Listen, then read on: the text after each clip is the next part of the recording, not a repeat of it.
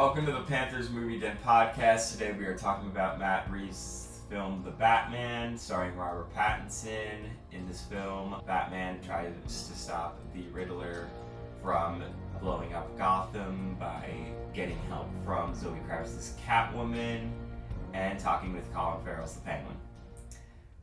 Joe, what did you think? Yeah, what did I think? You didn't see it. Okay. Yeah. Gary, what did you think? Well, I really liked it. It's exactly what I expected it to be, and I really feel like they got Batman correctly. They really captured the character, exactly what I think of him, and I really like the story, the villain, and it's visually beautiful, and it's probably one of the most refreshing comic book movies that I've seen in quite a while. So, in the last Panthers movie that we did, we talked about Spider-Man No Way Home, and I talked about how if DC kept going the way that it was hopefully going, then I would get off the Marvel train and go to the DC one. And this is one of the films that will actually kind of make me convert to DC full-time, because this is just so good. I was insanely hyped for this, and it met my expectations, and yeah, it is such a good Batman movie. It is a breath of fresh air in comic book movies. Kind of felt like the shot in the arm DC needed, or really Batman movies needed. That's what it was, because Robert Pattinson everybody was incredible in their performances. The shots were all beautiful, the plot was intense, and kept me invested, and that is all I can think about now. Yeah, I agree, because this movie is long. It's nearly 3 hours long, and I never found myself bored or wandering off. I was always invested with what was going on. I always thought it was super interesting, everything that was happening. And honestly, for me, I know some people said they did feel the runtime a bit, but for me, I really didn't, just because I was just having so much fun. I was really enjoying it. To me, it felt more like 2 hours for me. But I could see how some people say they felt the runtime. I felt the runtime, but that was like at the very, very end. I kind of felt like it was dragging, but that also this kind of took itself a little bit too seriously for its own good. But like apart from that, yeah, it's great. Well, for me, I think this is exactly how you do a Batman movie, because I feel like a lot of the other ones, they do Batman very well. But I think this one just took it a step further, because I feel like in previous Batman movies, they never really showed just how intimidating and scary Batman is. Because Batman, even though he is a superhero, he is intimidating. I mean, he's almost scary. Because he just waits in the dark and just like beats you the hell up. He doesn't leave you wet, or doesn't like leave you smiling, or throw you in jail. No, he like beats the life out of you. So like, and in this movie, especially in the opening scene, that was an amazing opening scene where you see the bat symbol and all the robbers and criminals running away from it. They like, that's a symbol of fear for them. It's not something like, they see the symbol and they know to get out of there. And I love how they pan into like a dark alleyway and you just hear like the clanking of his boots, like he's coming, almost like if he's some sort of horror figure. And even when he does end up saving someone, that person is like, oh, please don't hurt me. But you know, I really liked how this movie showed just how scary Batman is, because in all the other ones, as far as I remember, they never really showed that side of him. Can you imagine if we had like ads on TV campaigning against other actors for roles and stuff? Like, Did you see him in that film? It would just be shots of me in a rubber suit and a Batman outfit. And it was really interesting to finally see that take on him. Also, another thing I like is how this film decided not to feel the need to follow the Nolan movies. Yeah. Thank God. Yeah, because that is an awesome trilogy, in my opinion, and leave it at that. It feels it's time for new so things. nice to actually have like a Batman film that doesn't feel like it's tied to the Nolan universe. Yeah. And I'm gonna get a little more into like the whole tying into stuff in a little bit, but I also kind of like what you were saying before. I really like Robert Pattinson as Batman. I thought he was great. Did, fantastic job. And I like how he really speaks with his eyes in this movie. The eyes, I feel like, show so much emotion. That I don't know what it is, but the way he looks, like you can tell when he's almost like scared. He just really has a way of like speaking with his eyes. Yeah. And it was just awesome to see. And I really liked his portrayal of Bruce Wayne. Because it's not emo, like everyone's labeling it. It's not that. It's not that. It's more just... I think it's more just, like, depressed. Yeah, Because, again, this is kind of like Batman really first starting out. Yeah, I mean, it's after the Year One Chronicle, Year One arc. He doesn't have that, like, billionaire persona yet. Yeah. He's not there yet. And I thought he did great. And I thought it was really, really interesting. He really didn't say much. He was pretty quiet. Yeah. The movie. Like, he would, like, when people would talk to him, he might just, like, look over and be like, yeah. Like, you know, he was pretty quiet. And it feels like a whole new Batman that we've never really seen before. Yeah, he did a great job with it. So did Zoe Kravitz as Catwoman. Honestly, I feel like great performances all around. Yeah. Paul Dano as Riddler. Yeah. Probably one of the best Batman villain portrayals in a while. Yeah. I also think that this movie really got Gotham City correctly. Yes, that's also the look of Gotham City was My goodness. great. It is so atmospheric and it really feels like Gotham.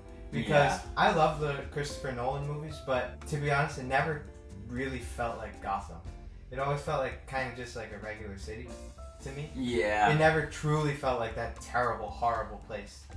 And and even in the other movies too, like I know the Tim Burton ones were a little more stylized, but it still never felt like horrible. It felt more cartoonish. But this one really hit the nail on the head for being a terrible, horrible place. Like it just looked run down everywhere. Yeah, exactly, and that's the look that Gotham should have. And it was always like raining, rainy, dark. And that's exactly what I pictured Gotham to be. So I really think they put so much detail in every single shot. Yeah. And I thought, I mean, it just felt so atmospheric, and there's so many beautiful shots of Gotham. And, you know, it almost even feels like Gotham's a character itself because of how run down it feels. And now kind of going back to what you were saying about the Riddler, I do agree that he's definitely one of the best live-action Batman villains that we've seen. And I find it really interesting because I feel like, for the most part, the Riddler has always been portrayed more as like a joke. I'm coming, my sweet. Like the jacket, it keeps me safe when I'm jogging at night. Not really that serious of a villain. Like, he was always a side villain, basically. He never really carried the film. He never was like the primary antagonist. Yeah. And I mean, he was scary in here. If you are justice, please do not lie. What is the price for your blind eye? I also just kind of love the look of it. Yeah, It's definitely not borrowing for the comics, where it's kind of more like, which is what Jim Carrey's version does. Yeah, because like what I said, I think last episode about Spider-Man is comic accuracy is not always great, and that doesn't mean good. And I feel like for this type of movie, it would just be too weird to see a guy in spandex with question marks all over his body. So I think I really like his costume, and he really feels like a serial killer. Like he's really creepy, and with and without that costume. What'd you think of the Penguin? Penguin, I really liked him too.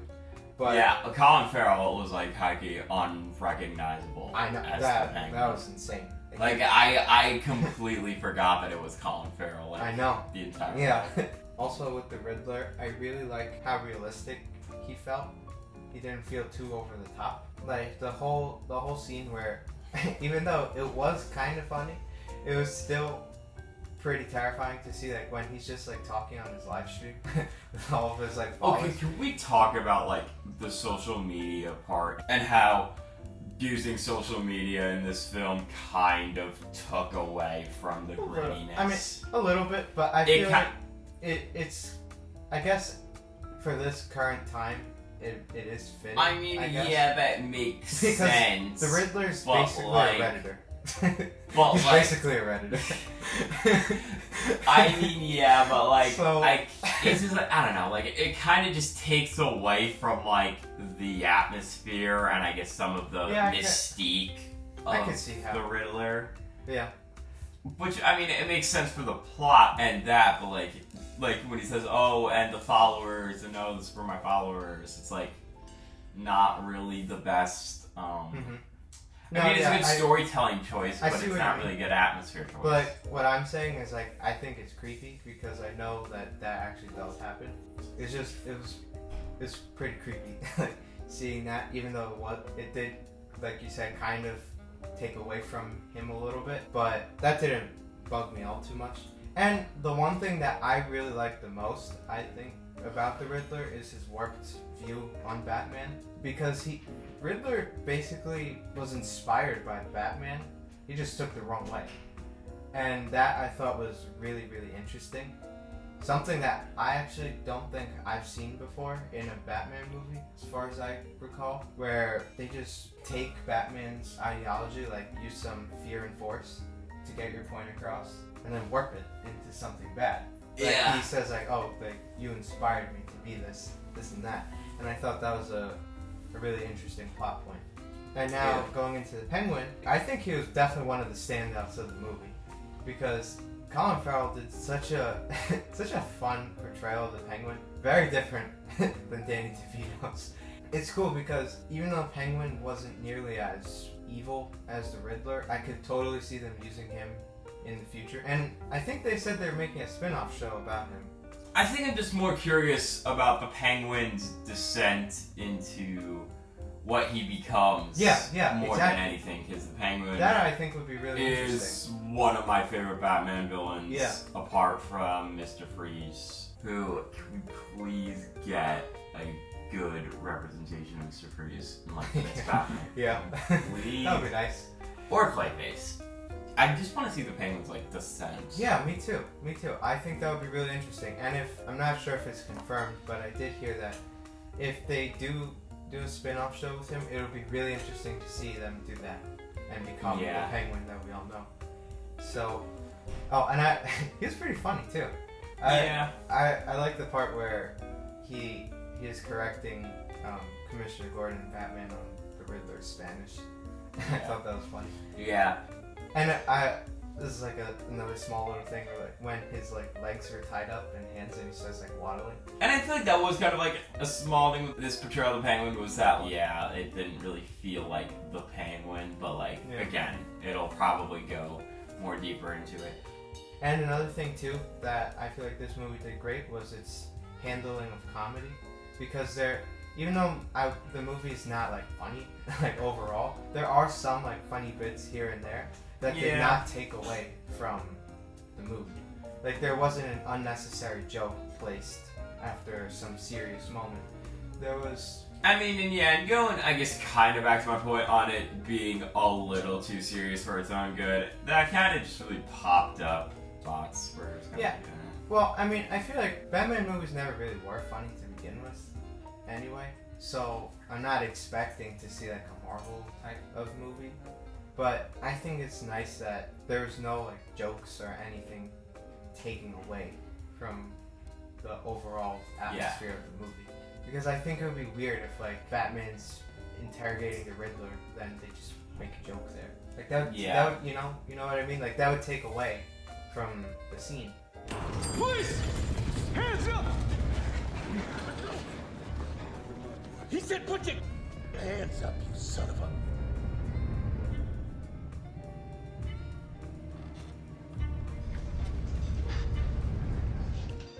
I'll have what she's having.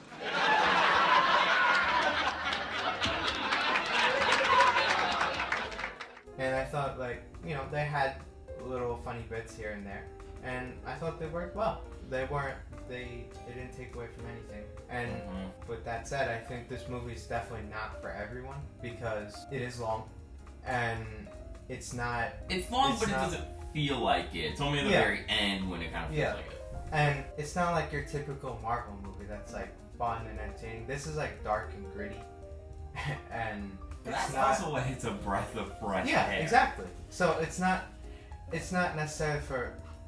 It is a breath of fresh air, but like what I'm saying is like it's not for everyone, because also it is pretty intense for a PG-13 movie. Like it's not something I would see a 10-year-old going to. Like, I would say it is just a little more intense than the Nolan movies, because there are some scenes that are shot like a horror movie. Like the opening scene with the Riddler, like that felt kind of like a horror movie. And this movie's not really catering towards young children, and like there's some like pretty intense scenes, like the scene with Coulson and the bomb around his neck. Oh Like, yeah, that was a good scene. that was pretty intense. Like it's not for everyone, but with that said, it is super refreshing to see, and I think this is exactly how you begin or build a franchise. They build Gotham so beautifully. Like, even though we have seen Gotham before and we know what Gotham is, it still feels like something new, like a breath of fresh air, and it's just so nice. And I also want to quickly give credit to Michael Giacchino's score, which is epic. Like when it just plays over like Batman, like it's just such a great score. It is a great score. I've heard people compare it to Danny Elfman and Hans Zimmer. Yeah, I think easily competes with them. And it was also nice hearing like Nirvana too, like Mainly Something in the Way. Something in the Way. Where, yeah, that blast and Smells Like Teen Spirit. Don't. No, yeah. I thought that also a really good song choice to have. Yeah, no, that was a good sound It choice. fit perfectly. But yeah, and also it's like shot beautifully. There's so many beautiful shots in this movie. And what's interesting too is that it takes place mainly like in the dark. I think there's really no daytime scenes. I think the only glimmer of sunlight you see is like in dusk and dawn. There really is no daylight scene. I actually didn't notice that. Yeah, and still looks really beautiful. Oh, the fighting too, like the the fighting was great. And Fight scenes were all yeah, great. it wasn't like shaky camera or Beautifully anything. You choreographed. perfectly see everything was going on, and I really like how, like I really like the scene where Batman's in that really dark hallway, and you only see him like when they like shoot the guns at him, like when they illuminate, and you just see him slowly like beat them up. That was pretty cool. And with Batman himself, I thought he felt very mysterious. Like he felt like almost like a mysterious being that like no one really knew like who he was, what his intentions were. And I know this is like a minor thing, but I think Robert Pattinson has a great Batman voice where it's like kind of like deep, but you're still able to understand what he's saying. It's not inaudible, where you have no idea what he's saying. Like it's still very clear, but he still had it like it was still like a pretty like deep voice, but you're still able to understand what he's saying. And I really liked his relationship with Commissioner Gordon and Catwoman. Yeah. They had nice great chemistry. Yeah. Yeah, great chemistry. Yeah. I like the part where he punches him in the face. And he's like, you could have laid back, and he's like, I did. That was funny. That was a good. And that's kind of the good comedy scenes. Yeah. Just like small banter like that. And it was so cool also to see a detective Batman story. It's not your typical like just like beating people up stuff. Like he was a great detective. And that's something that I haven't seen either in many other Batman movies, because they never really touch upon how great of a detective Batman really is. Like that's one of his biggest things. He's a really good detective. Yeah. And it was really cool to see like all of his detective skills like come together and solve the Riddler's puzzles. And I mean, to make a detective Batman movie, Riddler's perfect villain to do that. So that really worked for me. And the thing I really like the most is his character arc in this movie, because he began with like just vengeance and, you know, being a symbol of fear. He says it himself that he's a symbol of fear, but in the end he realizes like he really has to be a symbol of hope. He's doing this for people, and like I like to see him at the end. You start off with people like fearing him, like good people fearing him, like saying, oh, like, please don't hurt me, and then at the end you see him like people don't want to let go of him, because he's finally like they've earned his trust. And I thought it was a great character arc, and yeah, just a awesome movie overall. Also, like, what do you think of like that? I guess we'll get into spoilers now. What do you think of the kind of end reveal when he's in Arkham, when the Riddler's in Arkham, and then it talks to a mysterious person who is definitely the Joker? See that? I think this is. I'm not. The one thing I didn't want was the Joker reveal. Like, that was the one thing I feel like I kind of didn't really want. I feel like I saw that Batman. coming though, because here's the thing about that, but for me at least, I feel like if you're gonna introduce the Joker, you gotta do something interesting. You can't be doing the same things again and again. I don't want them to try to do another Heath Ledger or Joaquin Phoenix thing. You gotta do something different. And I did hear Matt Reeves actually had an interesting idea that he was originally going to use for this movie, but they ended up taking it out. But if they do it for a sequel, I say go for it. They're going to take kind of like a Silence of the Lambs approach, where Batman was going to be, you know, trying to hunt down a villain. This case was going to be the Riddler, and then he would go to like Joker, kind of like for help a little bit, to help him solve the case a little bit.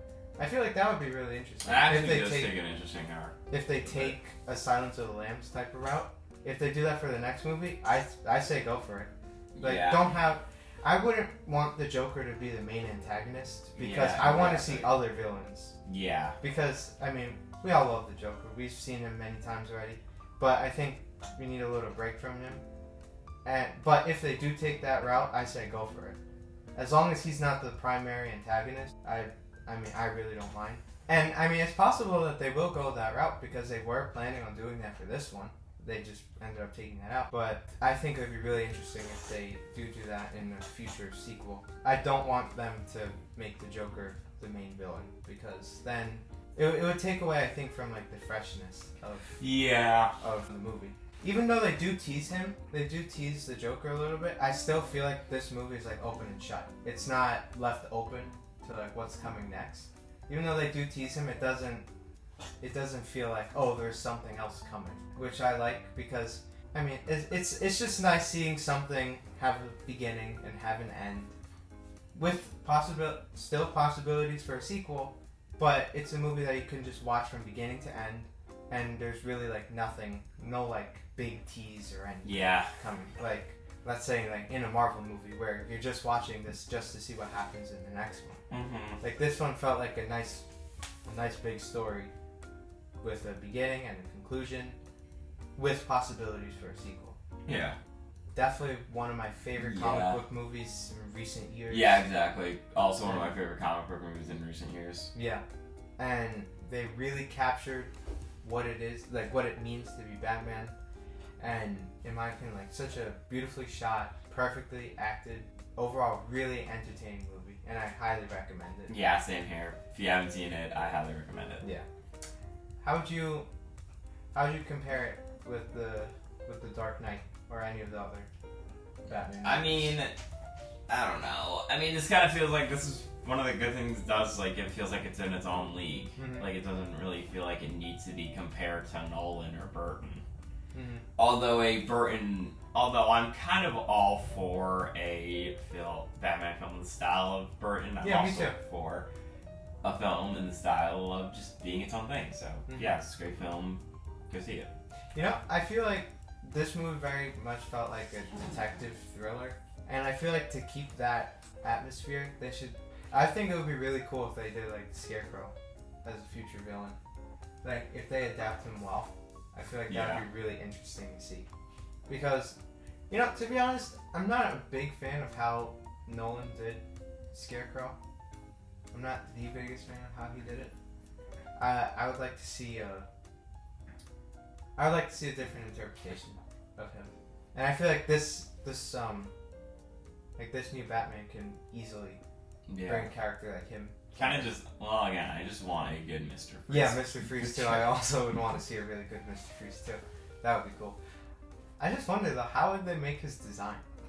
Like that, I feel like that would be a tricky thing to solve because he's normally depicted as like a head in a big robot body. So it's gonna be interesting to see if they do him how he would look. Yeah. But yeah, I highly recommend Batman, and I can totally see this already being one of my favorite movies of the year. At least like top 5. I'm calling it right now. I can totally see that happening. Alright. Thanks for joining us. Yeah.